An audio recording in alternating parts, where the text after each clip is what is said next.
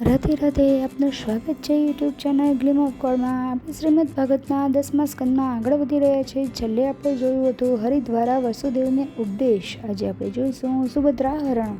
રાજા પરીક્ષિતે પૂછ્યું, હે ભગવાન, મારા દાદા અર્જુને બલરામની બહેન સુભદ્રા સાથે કેવી રીતે વિવાહ કર્યા તેની કથા સંભળાવો. શ્રી સુખદેવજી બોલ્યા, પરીક્ષિત, એકવાર અત્યંત બળવાન અર્જુન તીર્થયાત્રા માટે પ્રભાસ ક્ષેત્ર ગયા હતા. ત્યાં એમને જાણ થઈ કે બલરામજી એમની બહેન સુભદ્રાનો વિવાહ દુર્યોધન સાથે કરવા માંગે છે, પરંતુ વાસુદેવ અને શ્રી કૃષ્ણ તેમની આ વાત સાથે સહમત નહોતા. આ સાંભળી અર્જુનના મનમાં સુભદ્રાને પામવાની લાલસા જાગી અને તેણે તીનદંડી સંન્યાસીનો વેશ ધારણ કરી દ્વારિકા પહોંચ્યા અને 1 વર્ષ સુધી ત્યાં રહ્યા.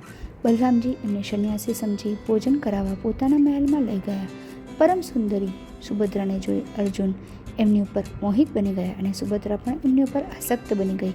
એક દિવસ દેવકી, વસુદેવ અને કૃષ્ણની અનુમતિ લઈ અર્જુને સુભદ્રાનું હરણ કરી લીધું, જેના કારણે બલરામજી ઘણા ક્રોધિત બન્યા, પરંતુ કૃષ્ણે એમને સમજાવીને શાંત કર્યા. તે પછી અર્જુન અને સુભદ્રાના ધામધૂમથી લગ્ન થયા. વસુદેવે પુત્રીને ભરે દહેજ આપ્યું. વિદેહની રાજધાની મિથિલામાં શ્રુતદેવ નામનો બ્રાહ્મણ અને મિથિલા નરેશ બહુલાક્ષ બંને કૃષ્ણના પરમ ભક્ત હતા.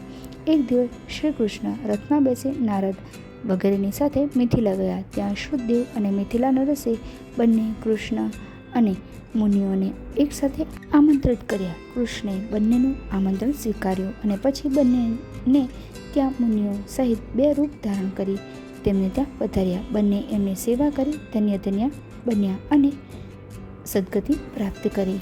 આ છે સુભદ્રા હરણ નામની કથા. અર્જુને સુભદ્રાને મેળવવા માટે 1 વર્ષ સુધી સંન્યાસીનો વેશ ધારણ કર્યો. ધીરજ રાખી. એ દર્શાવે છે કે જ્યારે કોઈ ઉમદા લક્ષ્યને નક્કી કરીએ ત્યારે તેને મેળવવા માટે ધૈર્ય અને સમર્પણ અતિ આવશ્યક છે.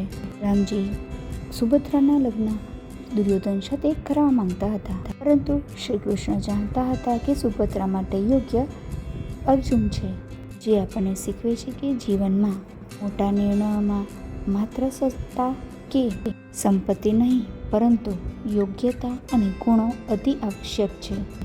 જ્યારે બલરામજી ક્રોધિત થાય છે ત્યારે શ્રી કૃષ્ણ ભગવાન તેમને શાંત પાડે છે અને પરિસ્થિતિને સંભાળી લે છે, જે આપણને સમજાવે છે કે મુશ્કેલ કે તણાવભરી પરિસ્થિતિમાં શાંત રહીને સમજાવટી કામ લેવું જોઈએ. વાર્તાના અંતમાં ભગવાન શ્રુતદેવ અને રાજા બહુલાક્ષના ઘરે જાય છે. બંનેની સેવા સ્વીકારે છે, જે આપણને બતાવે છે કે ભગવાન માટે ગરીબ કે શક્તિશાળી રાજા ને સમાન છે. તેઓ માત્ર સાચી ભક્તિ અને પ્રેમ જુએ છે.